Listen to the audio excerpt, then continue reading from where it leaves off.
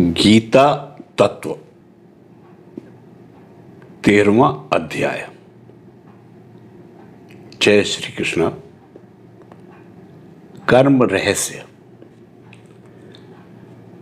फल की आकांक्षा को छोड़कर निस्वार्थ भाव से जो कर्म किया जाता है उसी का नाम कर्मयोग है।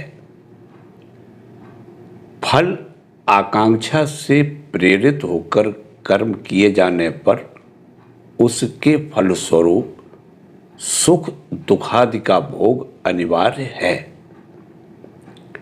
एक कर्म से पुनः दूसरा कर्म उत्पन्न होगा। इस प्रकार कर्म का भोग निरंतर चलता रहेगा। अब यह प्रश्न हो सकता है कि यदि कर्म करने से ही उसका फल भोग अवश्यंभावी हो तो फिर क्या मुक्ति की कोई संभावना नहीं है? शास्त्र का कथन है कि अवश्य है। निष्काम होकर निस्वार्थ भाव से कर्म का अनुष्ठान करो। कर्म फल की ओर दृष्टि न डालकर कर्म करते रहो। इसके द्वारा तुम्हें कर्म फल में लिप्त नहीं होना पड़ेगा। यह कह सकते हो कि क्या वासना रहित होकर कर्म अनुष्ठान किया जा सकता है? किसी न किसी वासना से ही तो कर्म की उत्पत्ति होती है। भगवत दर्शन की इच्छा भी तो एक प्रकार की वासना ही है। इसके उत्तर में श्री रामकृष्ण देव जो कहा करते थे उसे ही कहता हूं। भगवत दर्शन की वासना वासना में नहीं गिनी जाती, जैसे मिश्री की गणना मिठाइयों में नहीं होती। अर्थात मिठाइयों के खाने में जो बुराइयां होती हैं मिश्री में वे एक प्रकार से नहीं सी हैं। तब क्या कर्मानुष्ठान करना ही अपराध है? कर्म क्या एक के बाद दूसरा बंधन लाकर मनुष्य जीवन के श्रेष्ठतम उद्देश्य के मार्ग में निरंतर विघ्न बाधाओं को ही उपस्थित करता रहता है? शास्त्र का कहना है कि नहीं, कर्म में कोई दोष नहीं है, किंतु जिस भावना से प्रेरित होकर हम कर्मों का अनुष्ठान करते हैं उसी के अनुसार कर्म में गुण तथा दोष आ जाते हैं। कर्म में दोष यदि स्वाभाविक होता तो अत्याचारी के हाथ से दुर्बलों की रक्षा के लिए नर हत्या भी करने वाले मनुष्य कभी श्रेष्ठ वीर नहीं कहलाते। अबलाओं के प्राण तथा सतीत्व की रक्षा के लिए लंपटों की हत्या करने वाले मनुष्य कभी हमारे पूज्य नहीं बनते। अथवा गरीबों के दुख में दुखी सहृदय व्यक्ति अपने आत्मीय लोगों के सुख की उपेक्षा करने पर भी कभी समाज में यशस्वी न होते। भगवद अनुग्रह से कृतार्थ होकर जीवन की चरम सार्थकता को सीखने तथा सिखाने के लिए स्वजन, समाज इत्यादि सभी की उपेक्षा कर सन्यासी कभी हमारे शीर्ष स्थानीय न बने रहते। इससे यह स्पष्ट है कि हिंसा तथा हत्या रूप कर्म भी जब अपने स्वार्थ के लिए अनुष्ठित न होकर किसी महान उद्देश्य से किए जाते हैं तब उनके करने वाले दोष के भागी नहीं बनते। अतः कर्म में किसी प्रकार का दोष नहीं है। हमारे उद्देश्य के अनुसार ही कर्म में भलाई या बुराई आ जाती है। कर्म के स्वरूप में कोई भी दोष नहीं है। अग्नि के द्वारा रसोई भी बनाई जा सकती है तथा घर भी जलाए जा सकते हैं। दोनों ही कार्य उससे हो सकते हैं, पर इसमें अग्नि का कोई दोष नहीं है। सूर्य का प्रतिबिंब जल में सर्वत्र ही पड़ता है, किंतु जल की स्वच्छता के अनुसार ही प्रतिबिंबों में भिन्नता आ जाती है। इसमें सूर्य का कोई भी दोष नहीं है। तो फिर किस प्रकार से कर्म का अनुष्ठान करने पर दोष का भागी नहीं बनना पड़ता? शास्त्र का कथन है, यदि स्वार्थ तथा कर्म फल में आसक्ति न रहे तभी यह संभव है। कर्म फल में आसक्ति न रहने से सुख या दुख रूप फल की उत्पत्ति होने पर भी कर्ता का मन उससे कभी विचलित नहीं होगा, अतः वह फिर बंधन का कारण भी नहीं बनेगा। यह देखा जा चुका है कि वासना से ही कर्म की उत्पत्ति होती है। अपने मन की ओर दृष्टि डालने पर यह देखने में आता है कि उसमें नाना प्रकार की वासनाएं विद्यमान हैं।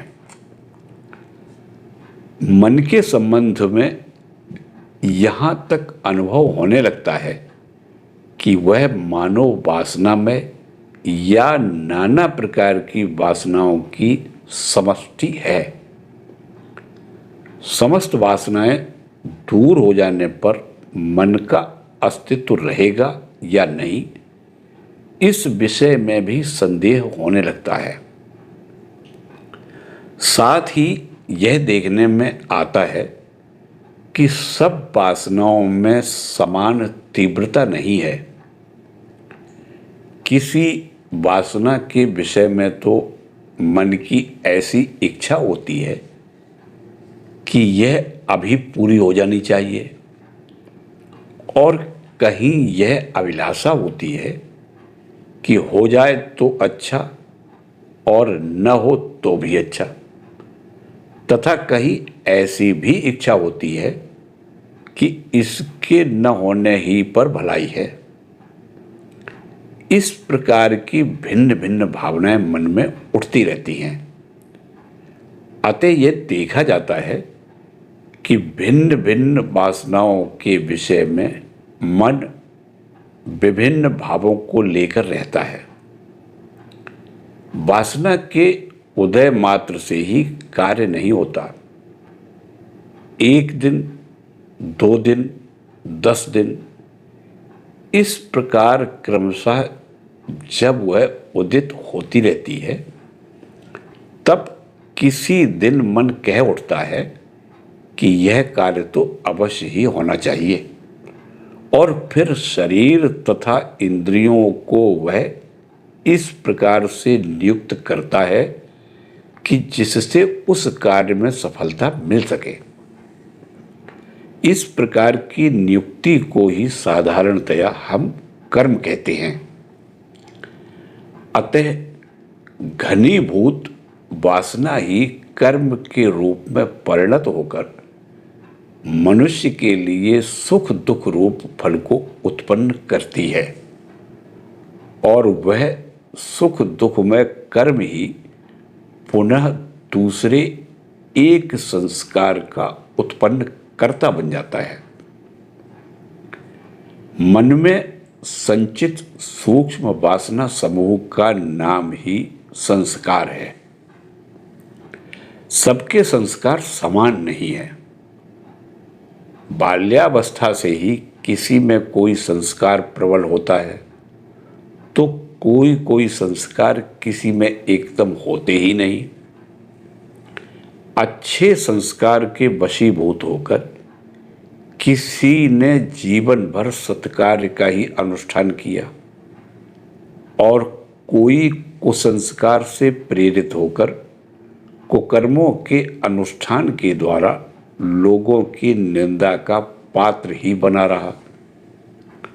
कोई तो बुद्धिमान, धार्मिक तथा यशस्वी बने और कोई ठीक इनके विपरीत।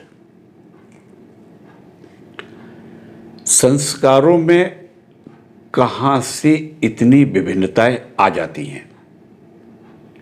जब बाल्यावस्था से ही हम किसी को भला और किसी को बुरा देख रहे हैं, तब वासना के घनीभूत होकर सत या असत संस्कार के रूप में परिणत होने का अवसर ही कहाँ है? अथवा कर्म तथा संस्कार ही यदि बीज वृक्ष न्याय के अनुसार ग्रथित तथा प्रवाहित हुए हों, तब ऐसे कर्म ही कहाँ हैं जो बाल्यावस्था में ही संस्कार के रूप में उपस्थित हो सकते हों? शास्त्र का कथन है कि पूर्व जन्म के किए हुए कर्म ही बाल्यावस्था में संस्कार रूप से प्रकट होते हैं। पूर्व जन्म के सत या असत अभ्यास ही इस जन्म में भले या बुरे संस्कार के रूप में प्रकट होते हैं। इन्हीं बाल्य संस्कारों को स्वभाव मानकर विपरीत अर्थ की कल्पना करते हुए हम कभी भगवान और कभी सृष्टि प्रणाली को दोष देते हैं।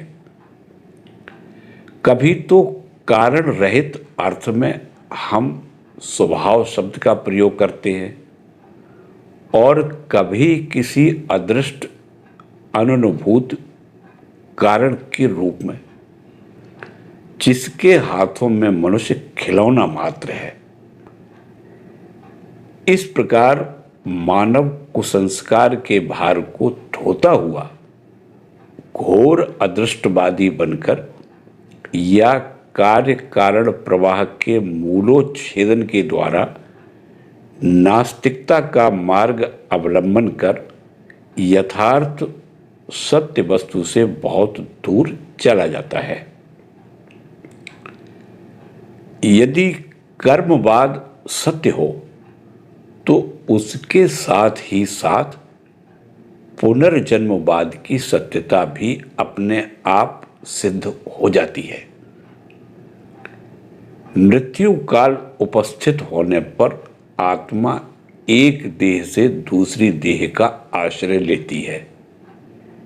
स्थूल शरीर पड़ा रह जाता है, किंतु उस जन्म के समस्त संस्कार को लेकर सूक्ष्म शरीर तद अनुरूप देह का गठन करता है। उसके पूर्व जन्म के कर्म फल फिर उस नवीन शरीर में प्रकट होने लगते हैं। हम पहले ही देख चुके हैं कि माता पिता के गुण दोष संतान के शरीर तथा मन में संक्रमित होते हैं। इसका कारण यह है कि संतान का कर्म फल उसे ऐसे माता पिता की ओर आकृष्ट करता है कि जिनके द्वारा तद अनुरूप गुण दोष विशिष्ट संस्कारों के विकासोपयोगी शरीर उसे मिल सके।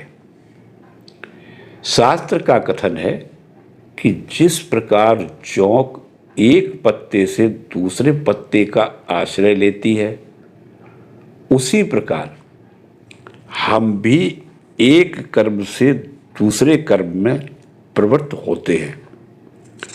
अतः कर्म का अनुष्ठान इस प्रकार से करना चाहिए कि जिसके द्वारा हम निम्नतर कर्म से उच्चतर कर्म में पहुंच सकें। साथ ही जिस प्रकार जोंक दूसरे किसी का अवलंबन किए बिना पहले अवलंबन को नहीं त्याग दी, उसी प्रकार एक कर्म का आश्रय लिए बिना दूसरे कर्म को त्यागा नहीं जा सकता। हीन कर्म से उन्नत कर्म का अवलंबन कैसे किया जा सकता है? निम्नतर उद्देश्य को छोड़कर महत्तर उद्देश्य का अवलंबन करो। देखोगे कि तुम्हारा कर्म भी उच्चतर स्तर की ओर प्रवाहित होने लगा है। एकदम सर्वोच्च उद्देश्य का आश्रय लेकर कर्मानुष्ठान करने में यदि तुम अपने को असमर्थ पाते हो तो हताश न बनो। शनैः शनैः धीरतापूर्ण दृढ़ पद विक्षेप तथा असीम साहस के साथ हमें भगवद अनुग्रह एवं साक्षात्कार लाभ रूप जीवन के महान उद्देश्य की ओर अग्रसर होना पड़ेगा। हम में से बहुत से लोगों की ऐसी भ्रमात्मक धारणा बनी हुई है कि संसार में रहकर धर्मानुष्ठान नहीं हो सकता, भगवत प्राप्ति नहीं हो सकती। संसार किसे कहते हैं? जो वस्तु हमें ईश्वर की ओर अग्रसर नहीं होने देती, उसी का नाम संसार है।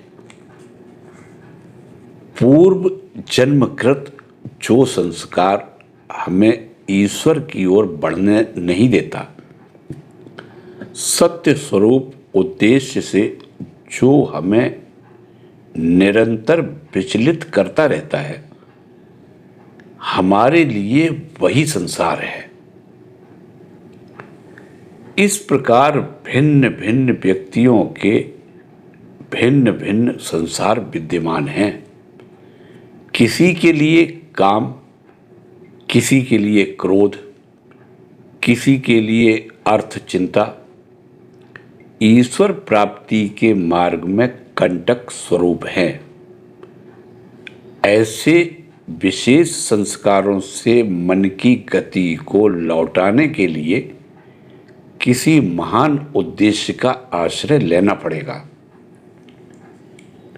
ऐसा करने पर जो कर्म स्रोत अभी तक हमें नीचे की ओर ले जा रहा था, उसकी गति परिवर्तित होकर दूसरी ओर प्रवाहित होने लगेगी तथा ईश्वर प्राप्ति के मार्ग में जो पहले बाधक था, वही फिर उसका सहायक बन जाएगा। संसार में रहकर ही इसका अनुष्ठान करना होगा। सभी में महाशक्ति विद्यमान है। अज्ञान से आवृत रहने के कारण इसका हम अनुभव नहीं कर पाते। शारीरिक तथा मानसिक शक्तियों का अपव्यय न कर उच्चतर मार्ग में उन्हें परिचालित करना होगा, तभी हम ईश्वर की ओर अग्रसर हो सकेंगे। हम देख चुके हैं कि कर्म में किसी प्रकार का दोष नहीं है। दोष केवल उस उद्देश्य में है जिससे प्रेरित होकर हम कर्मानुष्ठान किया करते हैं। कर्तव्य बुद्धि से कर्म करो, कर्मों के साथ प्रेम का नाता जोड़कर उनका अनुष्ठान करो, फल की ओर ध्यान न दो, तब कर्म हमें अवश्य ही ईश्वर की ओर ले जाएंगे। ईश्वर की सृष्टि लीला के अंदर बंधन मुक्त होने की और उन्हें प्राप्त करने की यह प्रणाली विद्यमान है।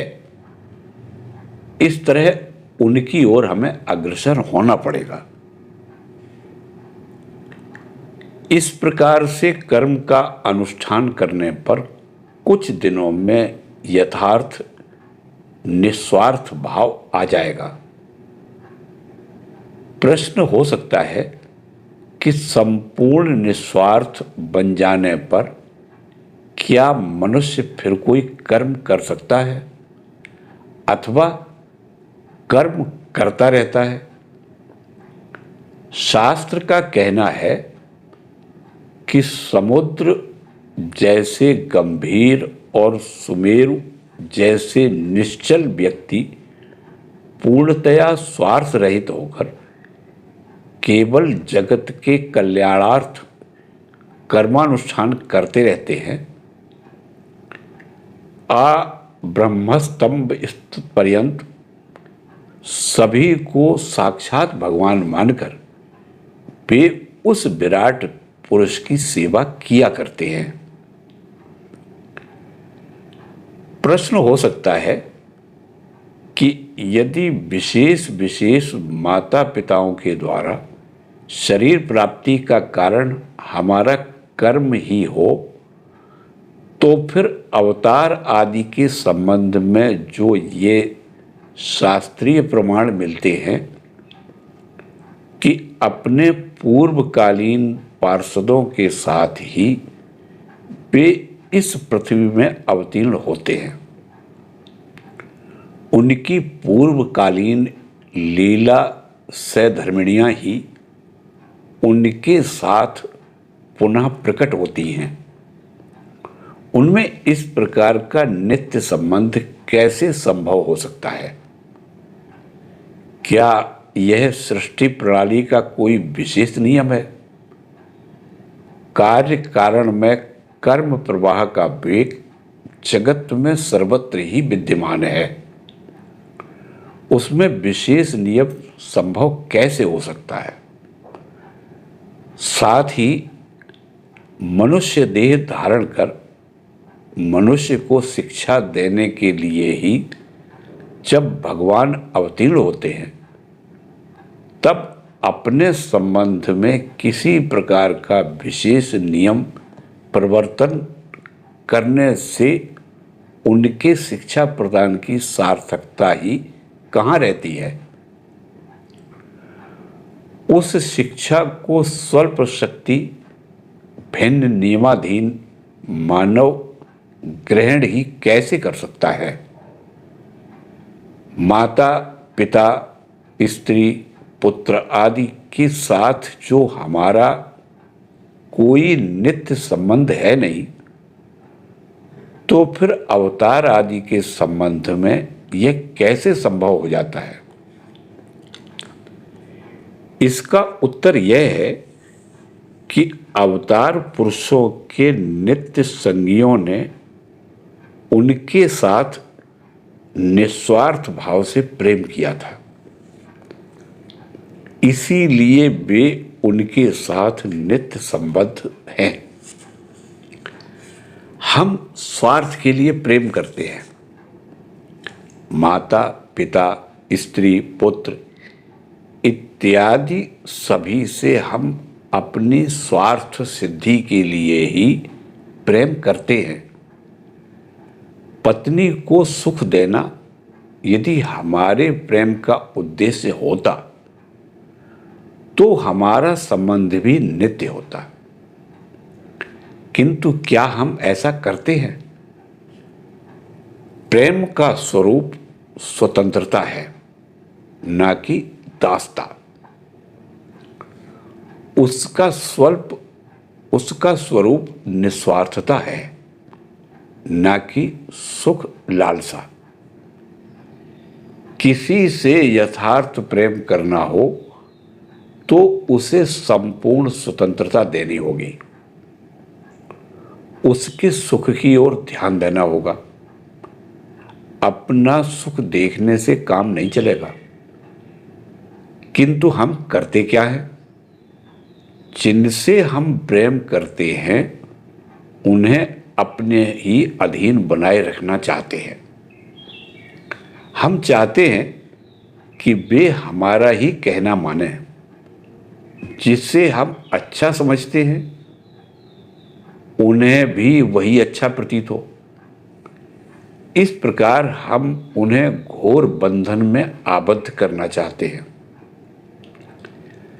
इसीलिए हमारा संबंध भी निरंतर छिन्न होता रहता है तथा हम परस्पर विभिन्न स्थलों में चले जाते हैं। विद्युत आदि जड़ शक्तियों पर अपना अधिकार जमाने के लिए भी जब हमें उनके स्वभाव और कार्य प्रणाली इत्यादि का विशेष रूप से ज्ञान प्राप्त कर तद अनुसार आगे बढ़ना पड़ता है, तो फिर पूर्ण स्वतंत्र स्वभाव मानव मन को क्या उसके स्वभाव के विरुद्ध बस में रखा जा सकता है? किसी न किसी दिन वह बंधन उसके लिए असहनीय हो उठेगा तथा उसकी स्वार्थ निहित निद्रित शक्ति जागृत होकर समस्त बंधनों को छिन्न भिन्न कर देगी। इसी प्रकार का प्रेम हमारे देश में आजकल अत्यंत प्रबल है। इसका दूसरा नाम दास्ता बंधन है। इसीलिए देश की भी इतनी दुर्दशा है। शास्त्र का कथन है कि समग्र जगत एक सूत्र में बंधा हुआ है, इसलिए एक के अनिष्ट से दूसरे का भी अनिष्ट होता है। एक के दोष से दूसरा कष्ट पाता है, दूसरे का अमंगल होने पर हमें भी कष्ट भोगना पड़ता है। जब तक इस प्रकार का नियम विद्यमान है तब तक दूसरों को अधीन बनाकर स्वयं ऊंचे बनने की चेष्टा कभी भी सफल नहीं हो सकती। समग्र जगत में स्वतंत्रता का यह संग्राम जड़ से लेकर चेतन पर्यंत अत्यंत वेग के साथ चल रहा है।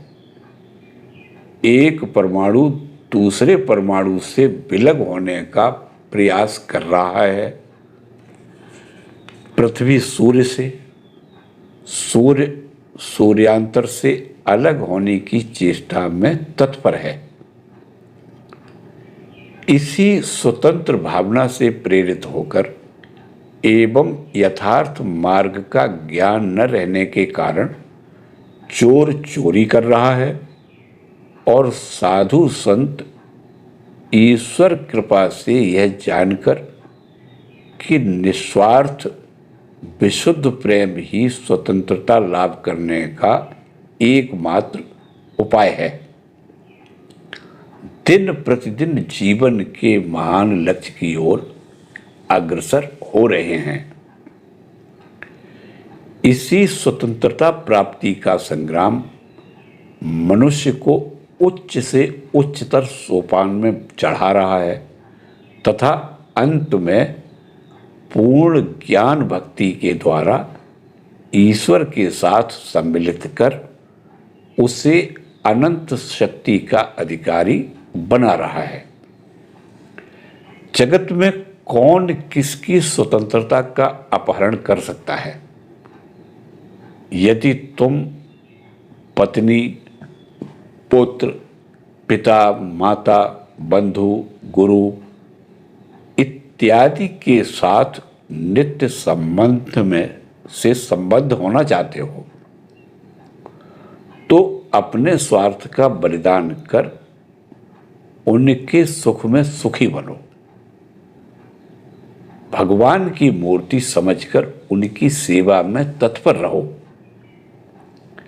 जगत की समस्त स्त्रियों को देवी तथा पुरुषों को देवता बुद्धि से देखने की चेष्टा करो और उनके प्रति उसी प्रकार सम्मान तथा भक्ति का भाव स्थापन करो।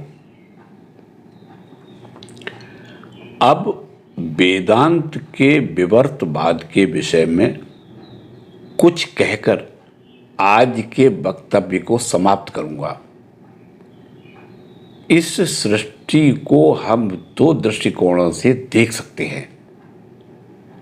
मनुष्य की ओर से देखने पर हमारे लिए यह सृष्टि, उसकी शक्ति, उसका क्रम, उसके नियम इत्यादि तथा पाप पुण्य, सुख दुख, ज्ञान अज्ञान, हित अहित इत्यादि सभी सत्य प्रतीत होते हैं। किंतु यदि कल्पना की सहायता लेकर हम इस सृष्टि को ईश्वर के दृष्टिकोण से देखने की चेष्टा करें, तब हम क्या देखते हैं? सृष्टि तथा सृष्टि के अंदर तब किसी भी पदार्थ की विद्यमानता हमें दिखाई नहीं देती, क्योंकि यह सृष्टि तो भगवान में ही विद्यमान है। उनसे अतिरिक्त इस सृष्टि में और कुछ भी नहीं है। अतः जगत के विषय में किसी तरह ईश्वर जैसी दृष्टि को प्राप्त करने में यदि कोई समर्थ हो, तो फिर उसे यह जगत कभी भी हमारी तरह दिखाई नहीं दे सकता। यदि जगत को देखना हो तो अपने को जगत से किंचित पृथक किए बिना कभी उसे देखा नहीं जा सकता। अतः जो सृष्टि तथा सृष्टा के साथ सभी प्रकार से एकत्व का अनुभव कर रहे हैं, उनके लिए जगत का कोई अस्तित्व ही नहीं है। इसी अवस्था को वेदांत में विवर्तवाद के नाम से कहा जाता है तथा इस अवस्था की प्राप्ति के लिए जगत का अस्तित्व, पाप पुण्य इत्यादि सभी को सत्य मान लेकर दीर्घ काल तक कर्म भक्ति ज्ञान योगादि का अभ्यास अत्यंत दृढ़ता के साथ करना चाहिए। तभी हमें परमात्मा के साथ संपूर्ण एकत्व का ज्ञान होगा। उस वर्णनातीत अवस्था की आलोचना इस समय अनावश्यक है।